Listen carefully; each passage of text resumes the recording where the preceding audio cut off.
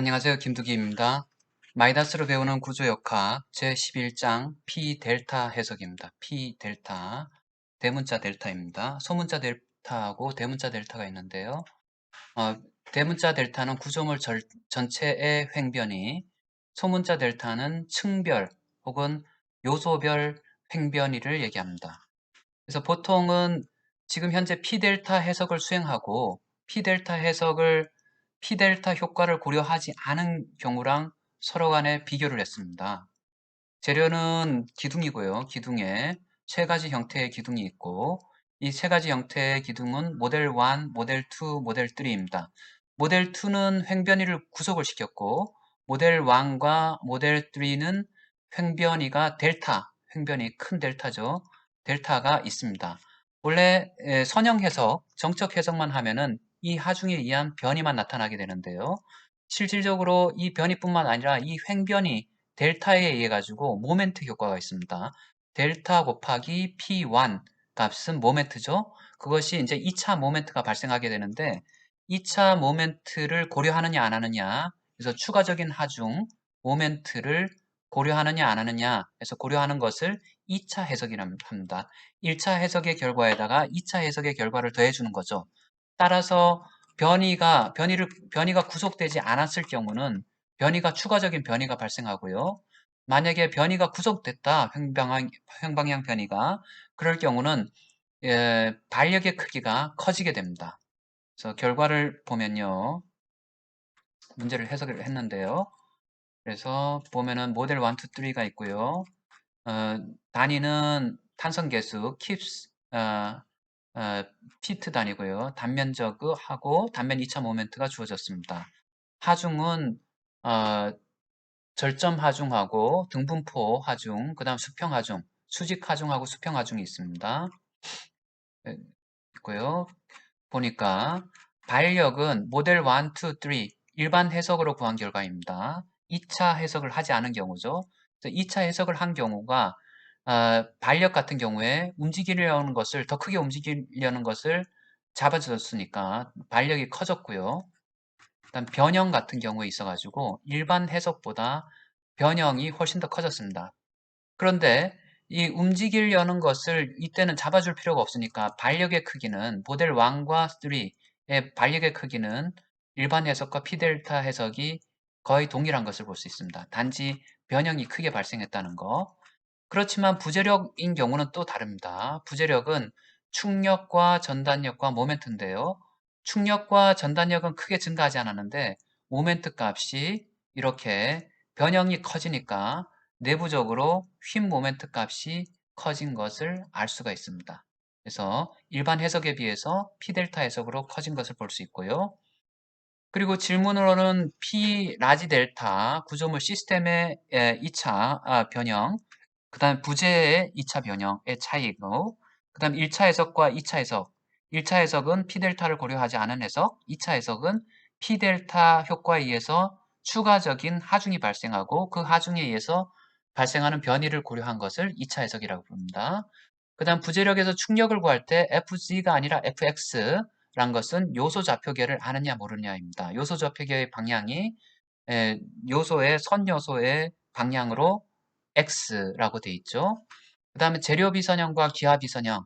재료 비선형은 재료의 스트레스 스트레인 커브가 변한다는 얘기고, 기하 비선형이란 것은 구조물 전체의 하중과 변이의 관계가 비선형이란 얘기죠. 그 다음에 결과를 비교해 봤는데요. 정확해하고 정적 해석하고 P델타. 정확해를 구할 수 있는 경우는 드물지만은 가장 간단한 구조물에 있어서 정확해가 있고, 정적 해석으로 그냥 구했더니 값 차이가 많이 납니다. P델타 해석을 2차 모멘트를 2차 해석의 영향을 고려했더니 얼추 비슷해졌습니다. 정확해랑. 단 변이가 작을 때는 이렇게 비슷하고요. 만약에 P델타 해석하고 기하 비선형, P델타 해석이란 것은 하중을 추가로 줘가지고 추가 변이를 구하는 거지만은 기하 비선형이란 것은 구조물의 변하는 형상들을 일일이 다 고려해가지고 비선형 해석을 하는 겁니다. 이게 조금 더 정확한 값이고, 이건 얼추 추가적인 걸 고려했지만은 얼추 했지만 기하 비선형 한 값이 조금 더 정확한 값입니다. 그래서 보면은 약간씩 작게 나왔습니다. 문제를 풀어보도록 하겠습니다. 먼저 마이너스를 띄우고요. 파일 뉴 프로젝트 2차원 평면을 택하겠습니다. 먼저 정면으로 보기 뷰포인트 뷰포인트 정하고 구조물의 형상 저게 파운드 피트 단위로 정해주고요. 오른쪽 하단에 파운드 인치 단위로 정해주겠습니다. 그리고 구조물의 형상은 2차원 구조물 하고 구조물을 파일을 저장하고요. Save as 네, p델타라고 저장하겠습니다. p델타 k2k 저장을 했고요. 그 다음에 재료를 추가해 주고요. 재료의 이름은 머티리얼로 하고 탄성 계수만 들어가야 되니까 user defined 사용자 정의로 탄성 계수는 2.9 곱하기 10의 7승이라고 넣어줬습니다. 오케이. 그 다음에 단면의 형상에서 봤을 때 단면의 형상은 단면적과 단면 2차 모멘트만 들어가면 되니까요. value로 정하고 그 다음에 이름은 section 하고 형상은 박스 형상 그 다음에 그 값은 박스를 다 정해줬네요. 단면 2인치 그 다음에 웹의 두께는 0.2인치 그 다음 플랜지의 두께는 0.2인치 그 다음에 단면적은 따로 계산해 주지 않고 1과 그 다음에 IYY 값이 0.8 0.08333으로 33로 했습니다. 이렇게 오케이 그래서 섹션을 넣어줬습니다. 클로즈 저장 컨트롤 S 요소를 생성해 주겠습니다. 먼저 절점부터 생성하고요. create 생성하고 절점 보였죠? 이것을 연장하겠습니다. 그래서 엘리먼트에 들어가서 extrude 하고 이걸 선정된 것을 수직 방향으로 재료는 material section 수직 방향으로 하는데 translate 두 번 하는데 50인치짜리 Z축 방향으로 두 번 연장을 하겠습니다. 빔 요소 맞죠? 맞습니다. 그리고 extrude 맞고 apply 위로 올라갔죠? 전체 보기 그래서 3차원 보기 단면 다 들어갔고요. 됐습니다. 그래서 hidden 없애고요. 그 다음 이것을 요 요소들을 오른쪽으로 두 개 같이 복사하겠습니다. 전체 선택을 하고요. 그래서 translate 요소의 translate 전부 다 선택을 했고요. X축 방향으로 50인치 그래서 두 개 모델을 만드니까 두 번 모델링하고 그 다음에 경계 조건과 요소의 특성들을 전부 같이 해라 했습니다. 화면 보기 경계 조건을 주겠습니다. 바운더리에서 할 수도 있고요. define support 그래서 밑면에 147 전부 고정단으로 하고요. 고정단이니까 dx, dz, ry 값은 고정시켜줬습니다. 그 다음에 3번 절점인 경우는 회전을 잡아줘야 되죠. 회전을 잡아주고 그 다음에 6번 절점이란 것은 X축으로 움직이는 것을 잡아줬습니다. 하중을 넣어주겠습니다. 하중은 static load case 하중 이름을 한꺼번에 다 가해줍시다. 조합 하중이라고 하고요. 그래서 사용자가 정의했는데 수직과 수평 하중을 다 넣어주겠습니다. add, close 했고요. 그 다음에 절점 하중으로 369에 넣어주게 되는데요. 먼저 절점 하중을 선택하고 조합 하중의 이름으로 3번을 선정하고 3번에 가해주는 하중은 fx 방향으로 100 글로벌 좌표계입니다. 그 다음에 fz 방향으로 마이너스 1195.0 91.5 1.5로 가해주고요. 그 다음에 네, 여기서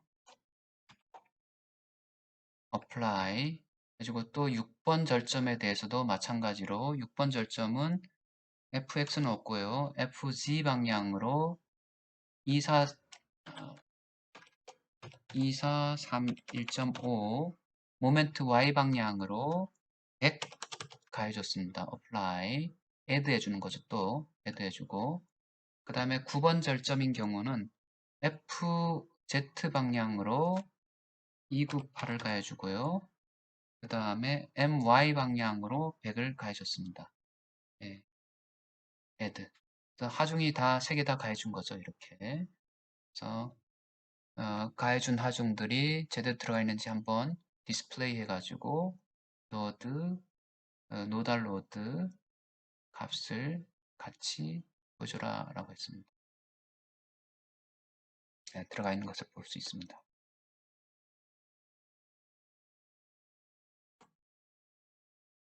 네, 잘 들어간 것 같습니다. 컨트롤 S 3차원적으로 보면은 이렇게 보는 것을 알 수가 있습니다. 자, P 델타 해석으로 들어갑니다. 어널리시스에 P 델타 해석이란 게 있고요. P 델타 해석은 선형에서의 P 델타 효과를 2차 하중 효과를 추가적으로 고려한다는 얘기고요. 5번 반복하라는 얘기고 조합 하중을 쓰고 스케일 팩터 1 해가지고 이렇게 add 오케이 컨트롤 S 그 다음 해석을 수행을 해라 라고 했습니다. 해석을 수행을 합니다. 네, 해석이 맞춰졌습니다. 하중 굳이 볼 필요 없으니까 하중 없애겠습니다. 노달로드 보이지 않아도 좋다 라고 했고요. 먼저 반력의 형상을 보겠습니다. 그래서 result에 반력을 보면은 값도 같이 나타내서 보면은 다음과 같이 우리가 조금 전에 봤듯이 여긴가요? 결과치를 보면은 제일 처음에 봤듯이 반력을 검토했을 때 2점 얼마 원래는 정적인 해석을 하게 되면 P 델타 해석이 아니라 정적인 해석을 하게 되면 정적인 해석 1.5가 나와야 되는데 여기 2.01의 반력이 나오는 걸 볼 수가 있습니다. 2.04네요. 소수점 두째 자리까지 한번 볼까요? 소수점 두째 자리까지 보면은 2.04, 2.01 나오는 것을 알 수 있습니다. 정적인 해석한 것보다 그 값이 크게 나왔다 라는 것을 알 수 있습니다. 노드 번호 필요 없고요. 절점은 나타내 주십시다. 그 다음에 변형 형상을 봐야 되고요. 변형 형상은 deformed shape에 그 다음에 deformed, undeformed 같이 나타내 줬습니다. 이렇게 6.820 real deformed 원래 이렇게 각지게 로봇처럼 움직이는 게 아니죠. 리얼 보요소니까 이렇게 부드럽게 움직여야 됩니다. 6.820이라는 변이가 그냥 정적인 해석을 했을 때는 3.44 정도 나왔습니다. 이것은 정적인 해석은 그냥 돌리면 됩니다. P 델타 옵션을 안 쓰고 직접 돌려보시면 될 것 같고요. 좀 선명도가 많이 떨어지긴 하지만은 그대로 넣습니다. 6.820 이렇게 나온 것을 볼 수 있고요. 6.820 여기서 보죠. 6.820 너무 글자가 작아서 그런데 밑에 테이블로 정리를 해놨겠죠. 6.820 이렇게 3.448 이렇게 나왔습니다. 6.820 그 다음에 휨 모멘트인데요. 휨 모멘트 값이 얼마 나오냐면 모델 3에서 휨 모멘트 값은 우리가 225 근데 정적 해석은 100분이 안 나오죠. 정확히는 225인데요. 225가 나오는지를 한번 보겠습니다. 모멘트 빔 다이어그램에서 모멘트 y 값에서 이그젝트로 나타내 봅시다. 이렇게 미니맥스. 네, 여기 225, 9062. 우리가 예상했던 값들이 225, 9062라는 모델 1과 모델 3에서의 모멘트 값이 나오는 것을 알 수 있습니다. 네. 근데 우리가 기하 비선형 해석도 이렇게 수행을 할 수가 있는데요. 지금 모듈이 있는지 모르겠습니다. 한번 볼까요? 예전에는 없었는데 마이다스에서 서비스로 또 제공을 해줬을지. 어네시스에서 난리니어 여차차 딱 돌려보면은 나오게 되는데요. 그래서 뉴튼 랩슨 방식으로 비선형 해석을 하고요. 그래서 여기서 이터레이션, 애드업, K, K. 한번 봅시다. 결과가 나오는지. 라이센스가 없어가지고 돌아가지 않는다고 하네요. 네, 여기까지 하겠습니다.